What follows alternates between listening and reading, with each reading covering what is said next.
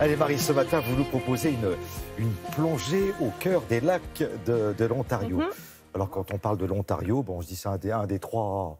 C'est quoi? Il y a l'Hudson, l'Ontario et puis le lac Erie, c'est ça? Ouais, c'est ça. On n'imagine pas qu'il y a une soixantaine de petits lacs. 58 lacs exactement, et c'est ce qu'on appelle en fait la région des lacs expérimentaux. En fait, c'est un laboratoire vraiment grandeur nature où sont donc rassemblés tous ces lacs, des lacs d'eau douce qui sont très très isolés, qui se situent dans le nord-ouest de l'Ontario.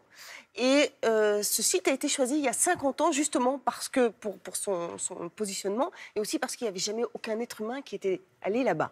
Donc depuis 1968, en fait, il y a des chercheurs qui mènent toutes sortes d'expérimentations pour évaluer les effets de la pollution sur la vie aquatique. Et forcément, les résultats sont incontestables. Et durant toutes ces années, leurs travaux ont conduit en fait à l'adoption de mesures contre les engrais phosphorés, les pluies acides, le mercure bien sûr. Et aujourd'hui, eh bien, ce sont les pays du monde entier qui suivent toutes ces mesures. Regardez.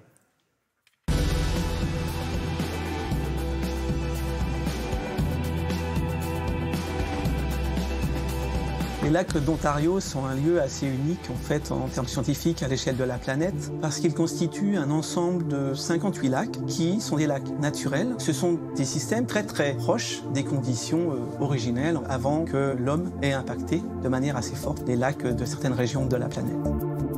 Ces lacs ont été choisis par des scientifiques pour comprendre l'impact des activités humaines sur le fonctionnement de ces écosystèmes.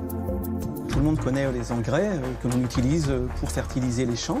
Et en fait, une partie de ces éléments-là se retrouve dans les eaux naturelles et arrive finalement dans les cuvettes que forment les lacs.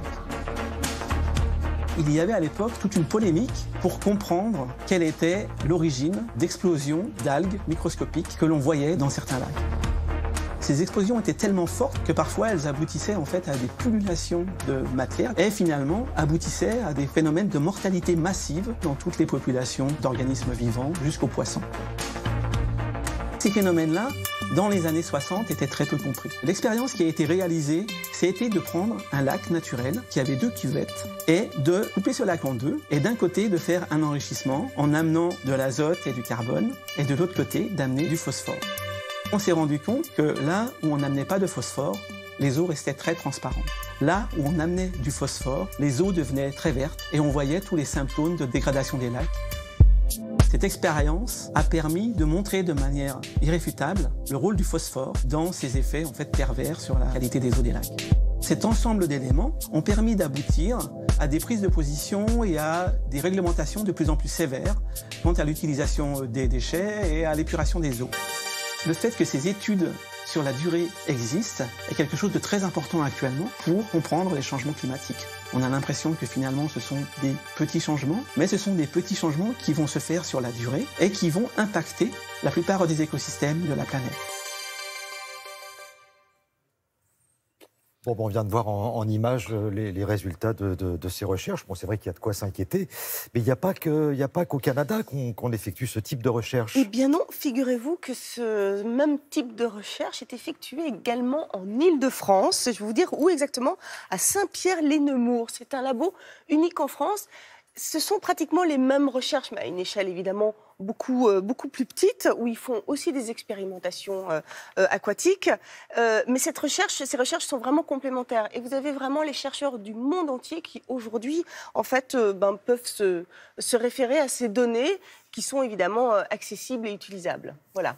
Et on va en profiter, Damien de le signaler, pour saluer celles et ceux qui nous regardent à l'étranger et au Canada notamment, et tout ça grâce à TV5 Monde. Ah oui. Voilà, donc merci là où vous êtes, merci de nous suivre et merci pour votre fidélité.